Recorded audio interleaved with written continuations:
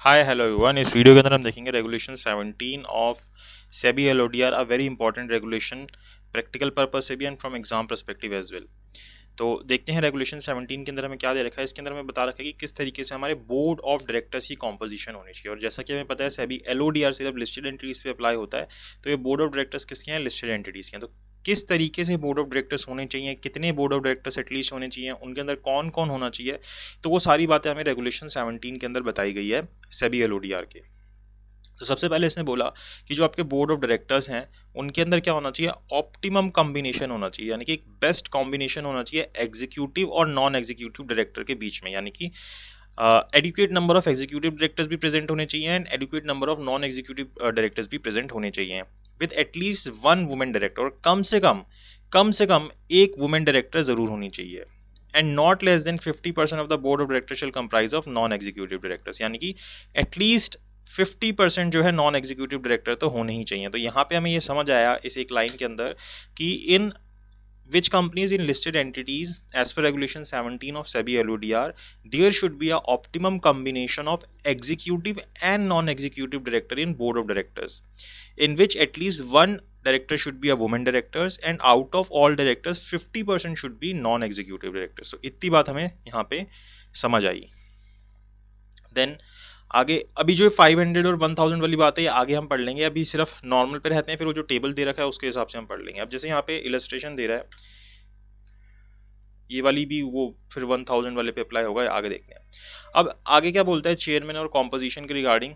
अगर जो board of directors हैं उसके अंदर अगर चेयरमैन चेयरमैन कौन होता है, एक नॉन एग्जीक्यूटिव डायरेक्टर होता है। कौन होता है, नॉन एग्जीक्यूटिव डायरेक्टर होता है। तो उस सिचुएशन के अंदर आपकी बोर्ड की कॉम्पोजिशन कैसी होगी, उस सिचुएशन के अंदर आपकी बोर्ड की कॉम्पोजिशन होगी जहां पे एटलीस्ट एक तिहाई board of director shell comprise of independent directors, यानी कि 1/3 of the board of director should be independent directors when only the chairman is a non-executive director. So if in a situation chairman is a non-executive director, then for the composition of a board of directors there should be at least 1/3 independent directors। तो ये बात हमें clear होती है। तो यानी कि अगर नॉन एग्जीक्यूटिव डायरेक्टर चेयरपर्सन है तो वहां पे हमें कम इंडिपेंडेंट डायरेक्टर्स की जरूरत है बोर्ड के कॉम्पोजिशन के अंदर। But if non executive person जो है वो चेयरपर्सन तो है लेकिन वो क्या है, प्रमोटर भी है लिस्टेड एंटिटी का, that means he is not a independent director. As we have studied in regulation 16 of SEBI LODR that who is a who is an independent director, so we have understood that definition properly, in which we saw that if a non-executive person or a non-executive director is a promoter of listed entity or of its holding subsidiary or any of these associated enterprise, then that person would not be treated as independent director. So here this person about whom we are talking is not an independent director.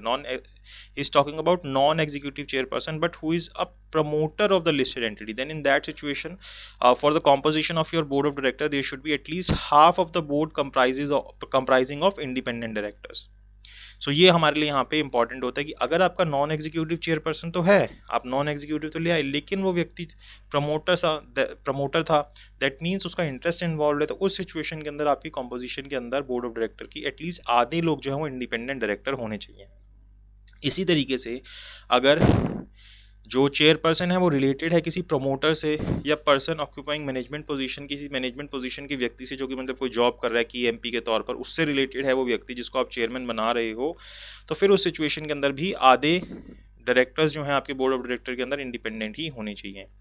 इसी तरीके से अगर आपकी listed entity के अंदर कोई regular non executive chairperson नहीं है, यानी कि you are making a non executive director as chairperson but he is not a regular non executive chairperson, then in that situation also आपके आधे डायरेक्टर्स जो है वो इंडिपेंडेंट डायरेक्टर होने चाहिए। भाई एक मीटिंग के लिए, दो मीटिंग के लिए आपने किसी ऐसे व्यक्ति को चेयरमैन बना दिया जो कि नॉन एग्जीक्यूटिव है and he is also independent but वो रेगुलर नहीं है, इन दैट सिचुएशन ऑल्सो आपको आधे डायरेक्टर्स जो है वो कैसे रखने पड़ेंगे, इंडिपेंडेंट ही रखने पड़ेगे। तो ये कॉम्पोजिशन है कि किस तरीके से आपकी कॉम्पोजिशन होनी चाहिए बोर्ड ऑफ डायरेक्टर की। तो पहले आपको ये बात समझ आई, there should be optimum combination of executive and non executive director, then they should at least one women director and half of director should be independent director, sorry, half director should be non-executive directors, which we have read earlier।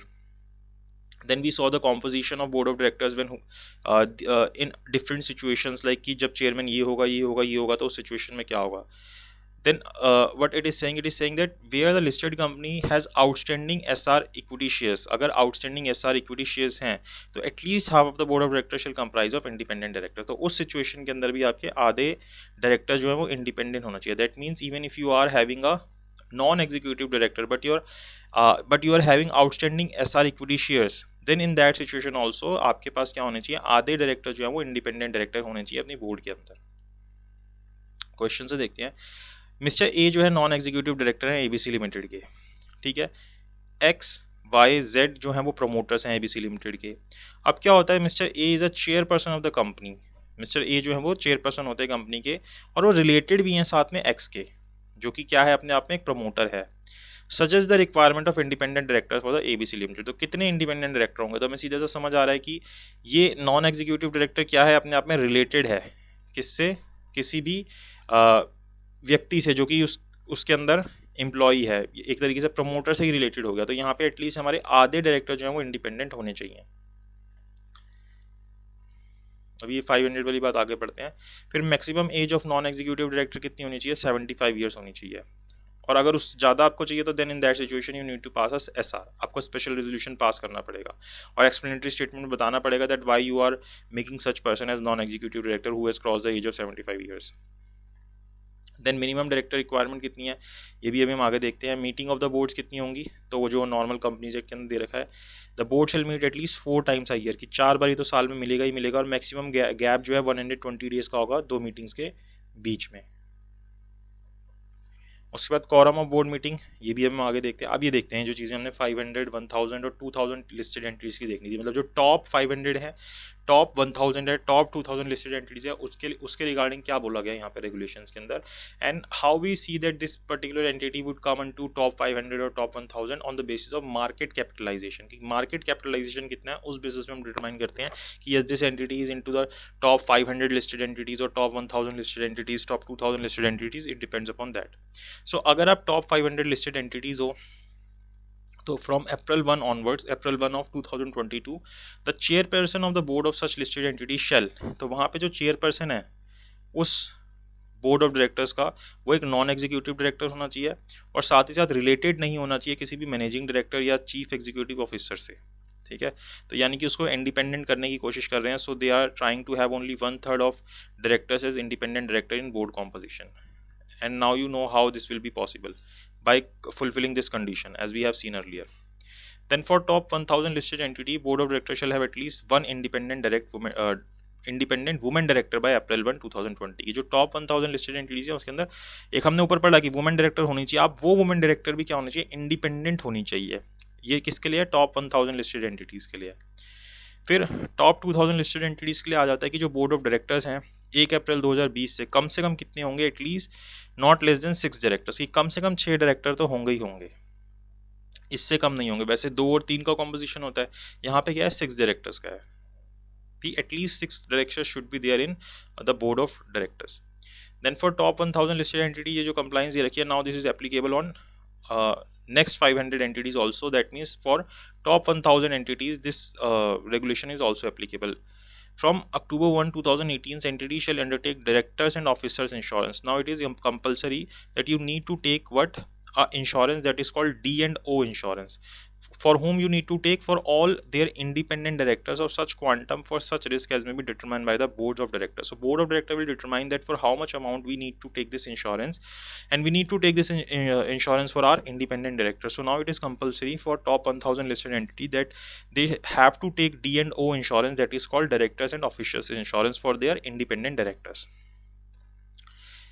Then for top 1000, other thing which is applicable is the provisions of risk management committee shall be applicable to top 1000 listed entity. So we will understand this committee system later in detail when we will study regulation 18, 19, 20, 21, 22.